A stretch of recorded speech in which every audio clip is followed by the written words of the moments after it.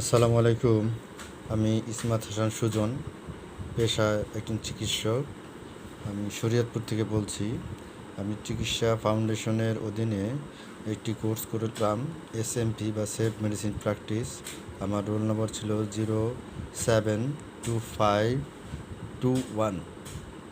আমার শিক্ষক ছিলেন, যিনি আমাদেরকে পাঠদান করেছেন, ডাক্তার হৃদয় খান শরীফ স্যার। তিনি অত্যন্ত চমৎকারভাবে আমাদেরকে এই সেফ মেডিসিন প্র্যাকটিসের বিষয়ে পুঙ্খানুপুঙ্খ আলোচনা করে বুঝিয়েছেন। তার ক্লাসগুলি আমার কাছে খুবই ভালো লেগেছে। তো একটি বিষয় হলো, আজকে আমি যে কথাগুলি বলবো একটি টপিকস নিয়ে। যতগুলি আমরা পড়েছি তার মধ্যে মেডিকেল ইমার্জেন্সি বা কখন ডাক্তার দেখাতে হবে, কখন আমাদের ডাক্তারের কাছে যাওয়া উচিত, সেই বিষয়ে একটু বলবো। আমাদের ডাক্তারের কাছে যাওয়া উচিত ডায়রিয়া হলে, ঘন ঘন পাতলা পায়খানা, বমি হলে, ডিহাইড্রেশন হলে।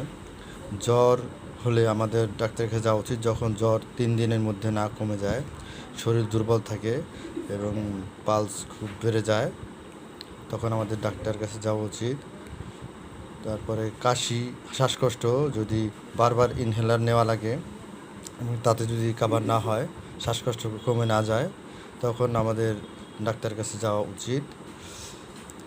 অথবা যদি বুকে প্রচণ্ড ব্যথা হয়, বুকের সাথে চোয়ালে যদি ব্যথা হয় এবং হাতে ব্যথা যদি হাতে নেমে যায়, অর্থাৎ হার্ট অ্যাটাকের মতো মনে হয়, সেই ক্ষেত্রে আমাদের জরুরি ভিত্তিতে ডাক্তারের কাছে যাওয়া উচিত।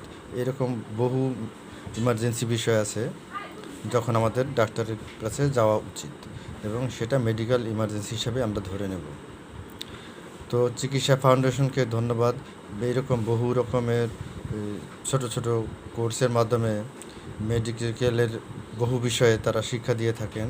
কোর্সগুলি অত্যন্ত ভালো লাগে। আমি বেশ কয়েকটি কোর্স করেছি, প্রায় 6-7টা আমি কোর্স করেছি এবং অনেক উপকৃত হয়েছি। চিকিৎসা ফাউন্ডেশনকে ধন্যবাদ এবং সবাইকে ধন্যবাদ। আসসালামু আলাইকুম।